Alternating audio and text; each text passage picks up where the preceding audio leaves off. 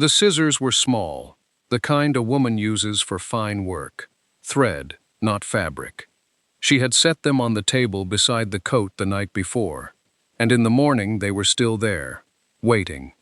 He came in from the barn at first light the way he always did. Boots at the door. Hands washed at the basin, the stove already going because she rose before him, had risen before him every morning for 11 months without a word passing between them about it. The coffee was made, 2 cups on the counter. He stopped in the doorway between the kitchen and the front room. She was standing at the table with her back partly toward him, the coat spread flat on the wood, her right hand resting open beside it. The scissors lay at the top edge of the left breast, already positioned. She had not picked them up yet. She was very still in the way that a person is still when they have been moving toward a decision for a long time and have finally arrived at it. He did not speak. She did not turn. Outside, the wind was crossing the sandhills the way it does in late February, low and steady, without malice, without pause. The stove ticked. The coffee sent one thin line of steam toward the ceiling, and it bent and disappeared. Her hand stayed flat on the coat. His hand stayed flat against the doorframe. This is where the story ends up. 11 months of winter mornings and long silences, and a ranch that nearly broke, and a debt that ran to the bone of everything. It ends up here, in a kitchen in Harlan's Crossing, with a woman standing over a coat she has worn every day since the morning her father died, and a man watching her from a doorway, and neither one of them saying a word. But that is not where it begins. It begins on a Tuesday in late March, 1879, at the rail platform on the east edge of town. The ground was still half frozen. The sky was the color of an old tin basin, low and flat in every direction. The train was 20 minutes late, which gave the people on the platform time to say things they later wished they hadn't, and forget things they later wished they'd remembered. He stood apart from the others. He had driven in from the ranch that morning, 6 miles of ruts and early mud, and he had not spoken to anyone since leaving. He was 34 years old. He had 640 acres, and a failing well, and a debt of $2,200 against the Eastern Ridge, and he had placed a notice in a territorial newspaper 4 months prior that he was not in the habit of thinking about directly. The train slowed. The platform filled with steam. He watched the steps. She was the third person off the train. He recognized her not by her face, but by the way she moved. Deliberate, each step placed as though the ground might not hold. One hand on the rail, the other carrying a sewing basket looped at the wrist. Behind her, a porter followed with a single trunk. It was not a small trunk, but it was not a large one either. She had made choices about what to bring, and she had made them, practically. She wore a wool coat, dark, buttoned from collar to hem, despite the thin sun that had come out from behind the clouds for the first time that morning. Her hair was pinned without ornament. She was not young in the way of girls, but she was not old in any way that mattered. 28, she had written in her third letter. He had noted it and moved on. He stepped forward before she reached the end of the platform. She saw him. She stopped.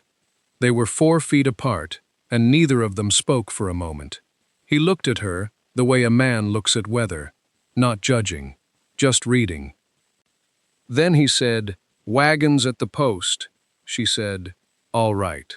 That was everything. He picked up her trunk, one hand at the handle, no pause, no offer to discuss it, and started toward the street. She walked beside him, not behind, beside. The platform was not empty. It was never empty when a train came in. Mrs. Aldred from the dry goods was there, and the Hatch brothers, and 3 men whose names he didn't know well enough to use. They watched. Some of them had read the same territorial newspaper that carried his notice. Some of them had talked about it at suppers he wasn't present for. She did not look at any of them, not out of coldness. He could see the difference. She simply had decided, somewhere before the train stopped, or before she boarded it, or maybe long before that the town's opinion of her arrival was not the thing she was carrying today. He helped her up to the wagon seat without ceremony. She settled her sewing basket in her lap, both hands wrapped around the handle, and looked out at the main street of Harlan's Crossing as he climbed up beside her and took the reins. One hardware store, one saloon, a livery at the far end, a church with a bell that needed rehung. She looked at all of it once, carefully, the way you look at something you are measuring. Then she faced forward. He turned the wagon north. 6 miles back to the ranch, mostly quiet except for the creak of the axle and the particular sound the sandhills make when the wind moves through them, a sound like breathing, low and continuous, that some people find peaceful and some find lonely, and some stop noticing after a while. He did not know yet which kind she was. The ranch sat at the end of a rutted track that curved once around a low rise before straightening toward the house. She saw the eastern ridge before she saw the buildings, a long slope of pale grass running north, higher than the surrounding land, catching the afternoon light differently. She looked at it for several seconds. Then the wagon came around and the house was in front of them, and she looked at that instead. He showed her the rooms in order: kitchen, front room, the side room off the hall that had been storage and was now cleared, mostly, a few crates still stacked in the corner.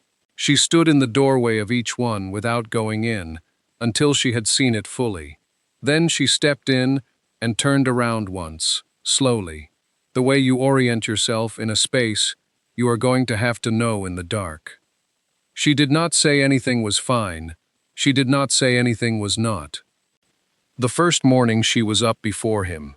He came into the kitchen, and the stove was already lit, and there was water heated, and she was standing at the window, looking out at the south pasture, with a stillness that suggested she had been there long enough to have seen something and finished thinking about it. She did not turn when he came in. He made coffee. He poured 1 cup. He stood at the counter and drank it. The second morning she was up before him again. He noticed she had moved the water pail from the left side of the stove to the right, closer to the working space. He did not say anything about it. It was a reasonable change. He left it where she had put it. She did not talk while she worked. Not silence in the way of a person withholding something.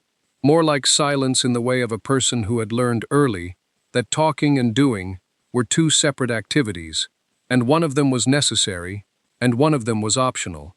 The boy in the tack room was the same way. It was not uncommon out here.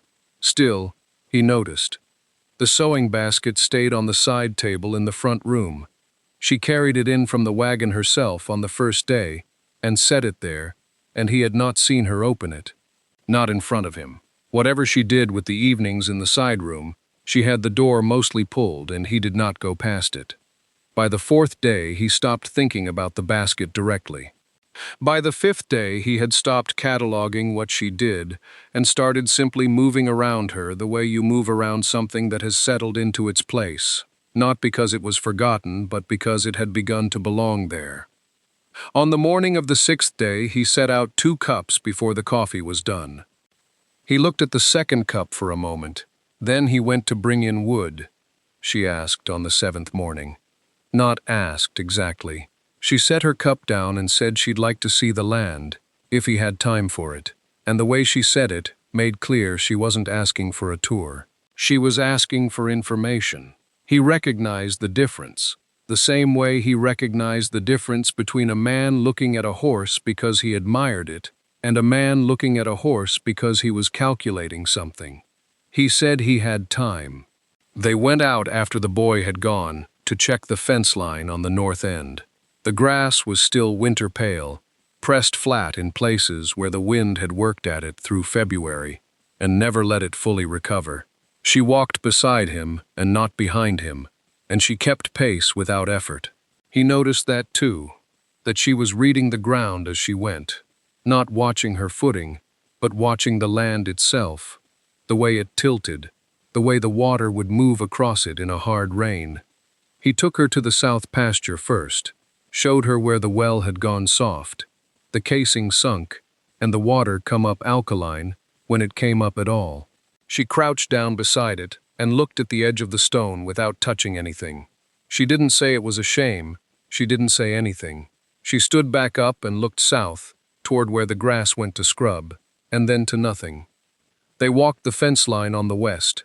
He showed her the gate that needed rehinging, the stretch of wire that had been spliced twice. She looked at all of it with the same level attention, the same unhurried quiet. Then they came around to where the land began to rise toward the eastern ridge. He stopped at the base of it. The ridge ran the length of the property's far edge. Higher ground, good grass on it, the kind of ground that held its green longer into summer than the pasture did. He looked at it the way a man looks at something that is not entirely his to look at. He said the bank had interest in it, that was all. She stood beside him and looked up the slope for a long moment. The wind came across the top of the ridge and moved through the grass there in a slow current. She didn't ask what the interest was. She didn't ask how much, or since when, or whether it could be settled. She put her hands in her coat pockets. He watched her look at the ridge. There was something in her stillness that was different from her ordinary quiet. Not heavier, exactly, but more interior, the way a person goes still when they are thinking through something that has nothing to do with what is directly in front of them. Her right hand moved once, very slightly, against the inside of her pocket. Then she turned and asked if the gate needed new hinges or just a reset on the post. The gate post needed resetting. He found that out the following morning when he went to check, and he reset it himself before she had come in from the kitchen. That was the way things moved between them. Small repairs made without announcement, small notes taken without comment. The boy had been out on the ridge that week, cutting back the scrub cedar where it crowded the fence line. He came in at noon, with his jacket torn at the elbow, and sat at the edge of the table, eating without being asked to sit. She set food in front of him, and he ate. After a while, not looking up, he said there were 3 stone markers up there, on the eastern side of the ridge, old ones, set in the ground so far they barely showed. He said he had never seen stones like that anywhere else on the property. Square cut, deliberate. She sat down across from him. She asked him where, exactly. He described it the way a 16-year-old describes a location, not with precision, but with the right instinct. Northeast corner, where the ridge flattened before it dropped, set in a rough triangle, maybe 40 feet apart. One of them had a mark on it, like a letter, but he didn't know what kind. She listened to all of it. She asked him once to repeat the distance between the first and second markers. He did. She thanked him for his trouble and cleared his plate when he was done. That evening she went out after supper while the light was still in the sky, just barely. She crossed the yard at an even pace, past the garden, past the end of the fence where the post had been reset, and out into the open ground toward the ridge. She walked in a straight line, and her lips moved as she went. Not words. Something counted. He saw her from the barn door. He had gone in to check on the water in the trough, and he was standing with one hand on the doorframe when he saw her cross the yard and head east. He watched her go. She did not look back. Her pace was steady and even, the same interval between each step, and her lips moved in that small, interior way. She reached the base of the ridge and stopped. She looked up the slope for a moment, then back the way she had come. Her lips moved again, briefly. Then she turned and walked back at the same pace. He stayed in the barn door until she had crossed the yard and gone inside. He did not follow. He did not call out. He stood there in the last light, with one hand on the doorframe and looked at the ridge above the empty yard. And whatever question had come to the front of his mind, he left it there. He went back to the water trough and finished what he had started. The curtain appeared on a Tuesday. He came in from the south pasture in the early afternoon, and there it was. A length of undyed muslin hung across the front window, hemmed clean and straight, and pinned at the corners with small copper tacks. It moved slightly in the draft from the door he had just opened. He looked at it for a moment, then hung his hat on the hook and went to wash his hands. He did not say anything about it that evening. Neither did she. But he noticed, in the way light moved differently through that room now, softer in the morning, the glare off the yard cut to something almost gentle, that the two chairs looked less like furniture waiting to be used, and more like furniture that belonged somewhere. The board on the porch step had been soft for weeks. He had known it. He had been meaning to get to it and hadn't, the way a man lets small things go when the large ones press. He rose before her one morning in early May and took a plank from the scrap pile behind the barn, cut it to length, and replaced the old board before the sun had cleared the ridge. He was back inside with coffee on the stove before she came through from the side room. She stepped on the new board on her way to the well. She paused, one beat, then continued. That evening, he heard the step again when she came back in. She paused again, just as briefly, in exactly the same way. He was at the table with his hands around his cup, and he did not look up. The wind came in the second week of May, out of the northwest, the kind that found every gap in the siding and made the lamp smoke no matter how the wick was turned. He woke at some hour past midnight and lay still, listening to it work the corners of the house. Then he got up. She was already at the table. He set a cup in front of her without asking. She wrapped both hands around it. He sat across from her, and they stayed like that while the wind moved over the roof and down the eaves, and shook the new curtain in a slow, rhythmic way. He didn't say anything. She didn't say anything. The lamp burned low between them. At some point, she set her cup down, and he refilled it from the pot on the stove. That was the whole of it. But when he set the pot back and returned to his chair, something in the room had shifted in a way he couldn't account for. Not warmer, not quieter, just different, as if the house had decided something on their behalf. He sat with that for a long time. When he looked up, she was watching the curtain move. Neither of them mentioned it in the morning. Pruitt arrived on a Thursday, which was the day the boy drove the wagon to town for supplies, so there were only the two of them when the horse came up the road. She saw him first through the kitchen window. A man in a gray coat, riding straight, with a leather satchel strapped behind the saddle. She had the coffee on before the rancher had opened the door. Pruitt was polite in the way that costs nothing. He took his hat off when he came inside, thanked her for the coffee when she set it in front of him, and then moved his eyes off her as if she had simply resolved into the furniture, as if the room had accounted for her already, and he need not do so again. He spread a paper on the table. The rancher leaned over it. It was a survey rendering, not her father's, not the federal notation she knew, but the bank's own copy, rougher, with the ridge outlined in pencil and a figure written in the corner. She recognized the boundary lines. She recognized where they stopped. She refilled both cups and stepped back to the stove. The two men talked. Pruitt had a way of speaking that was precise without warmth.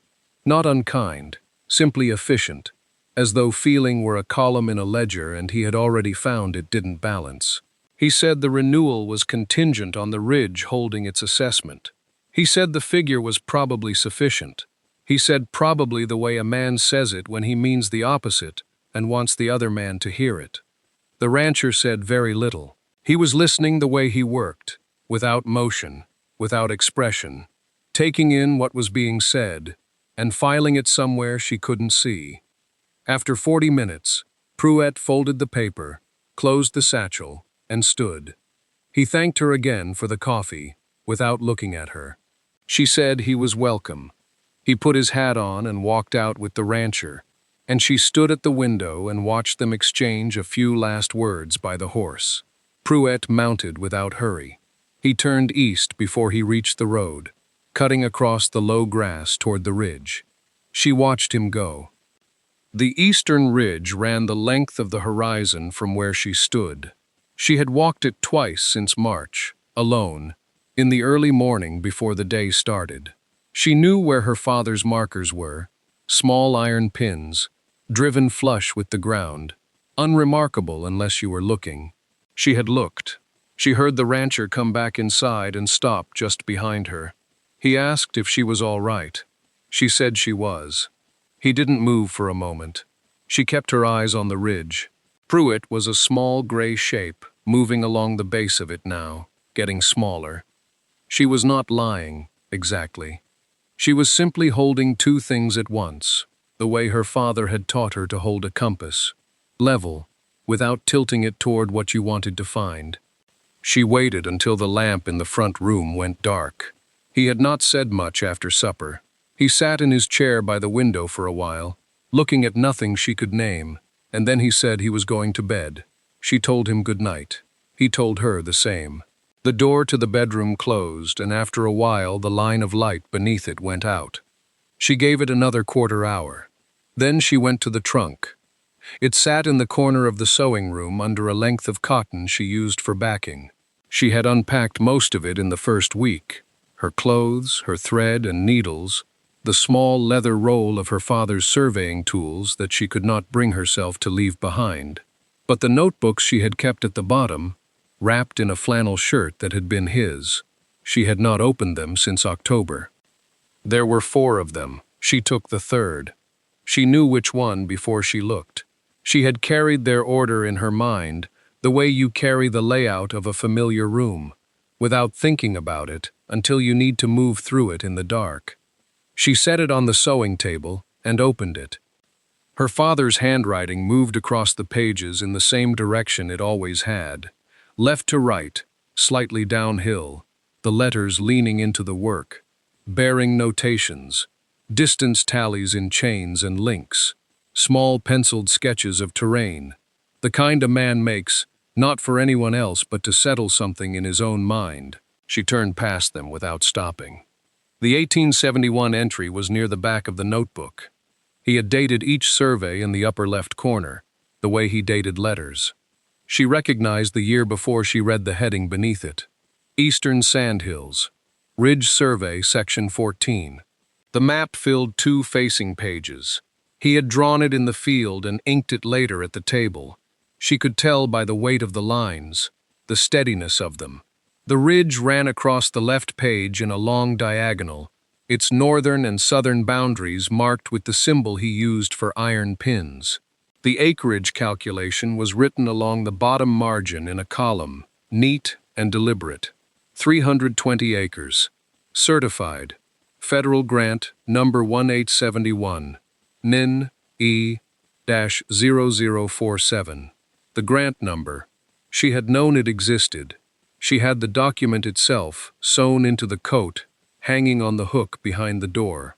But seeing it written in his hand, in the same notebook where he had recorded 40 years of careful work, was something she had not prepared for.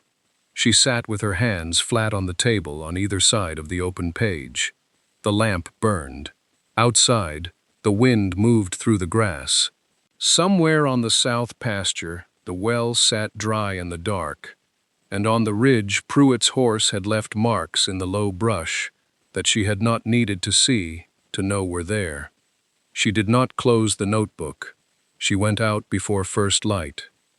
The frost was thin but real, a white film over the grass that crunched once under each step and then went silent. She wore the coat. She always wore the coat now when she went beyond the yard, not because of the cold alone, but from a habit she had not examined.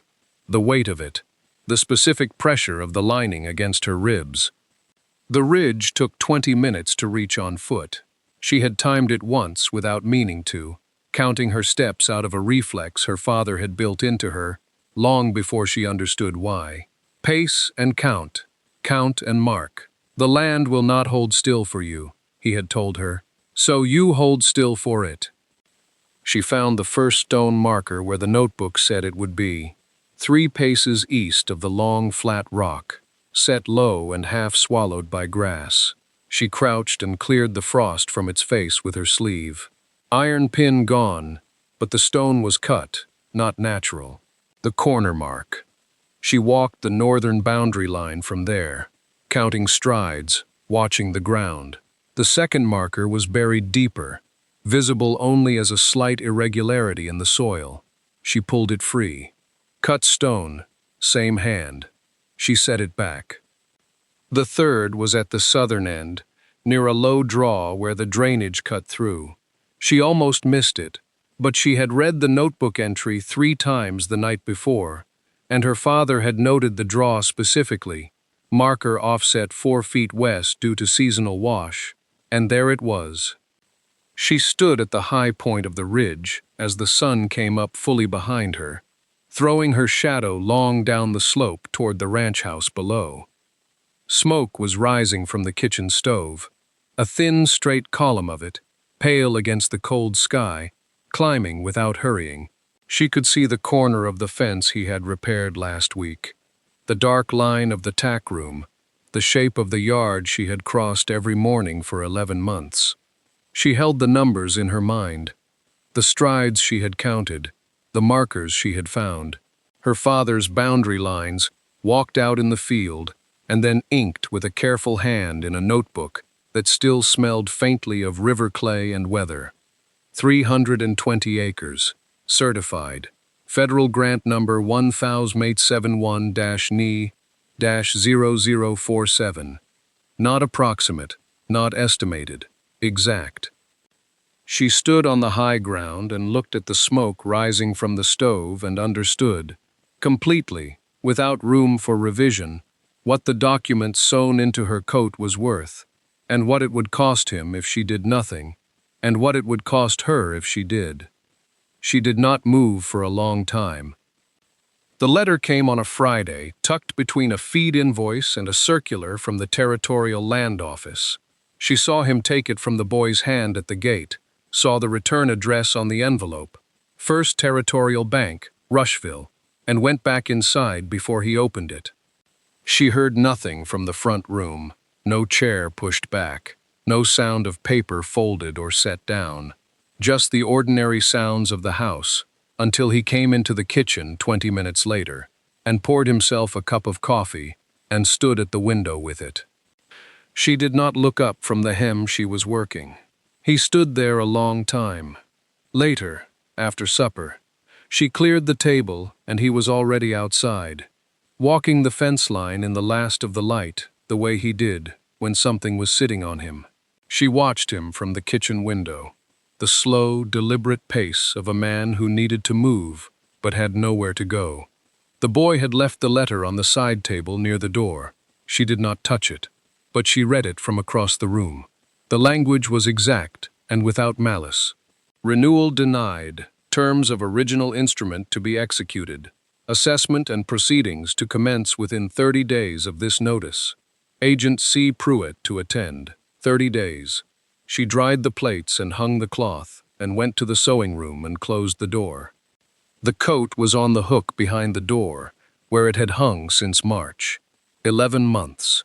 She lifted it down and sat with it across her lap in the dark. She did not light the candle. She turned it in her hands the way her father used to turn a notebook before he opened it, testing the weight of what was inside.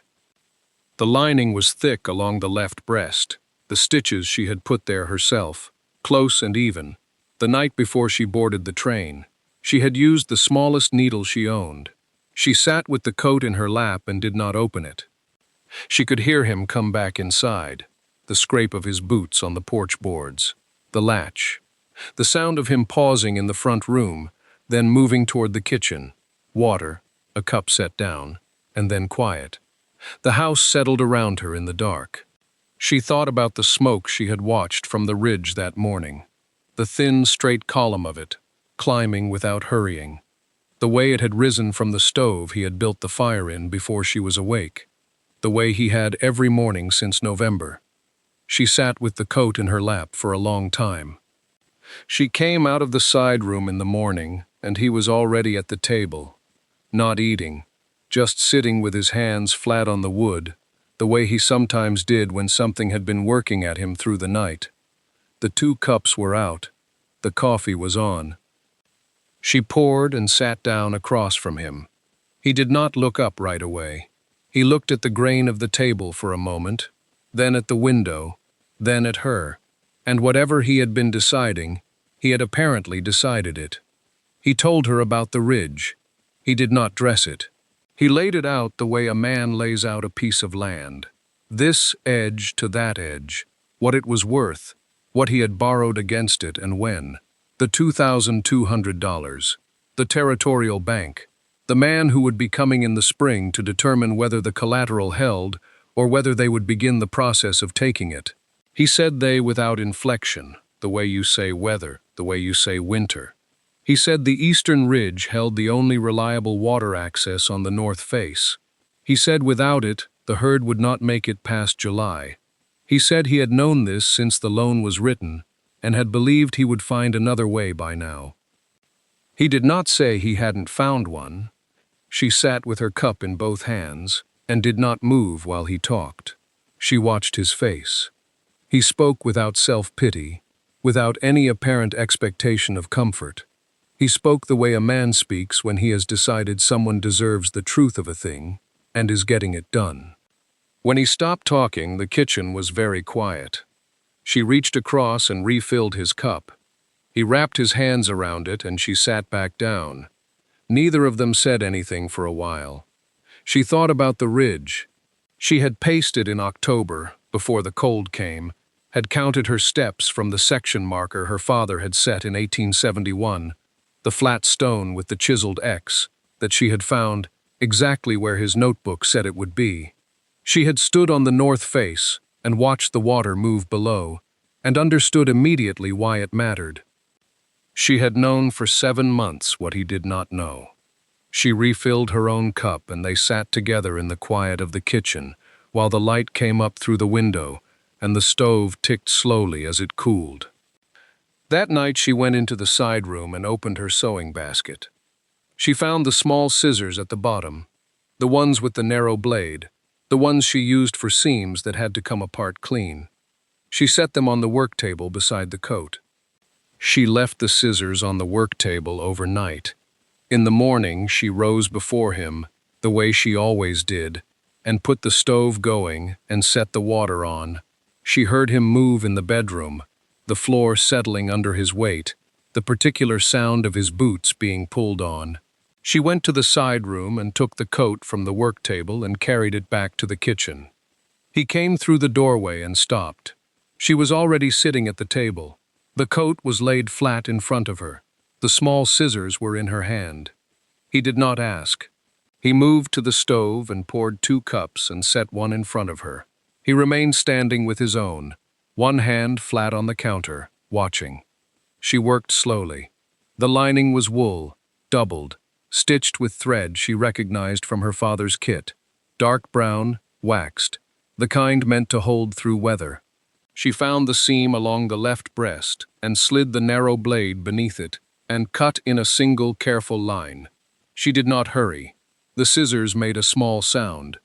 She reached inside and drew out the document. It was folded into quarters, the paper yellowed at the creases, the government stamp still clear on the outer face. She unfolded it once, twice, until it lay flat on the table. She smoothed the crease along the top with the edge of her thumb.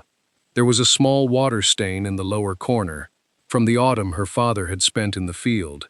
She did not look at it long. She slid it across the table to him. He set his cup down. He came around and stood beside the table and picked the document up and read it. She watched his hands. He read slowly, the way he did everything, taking in one line, then the next. His face did not change. He reached the stamp at the bottom. He read the date.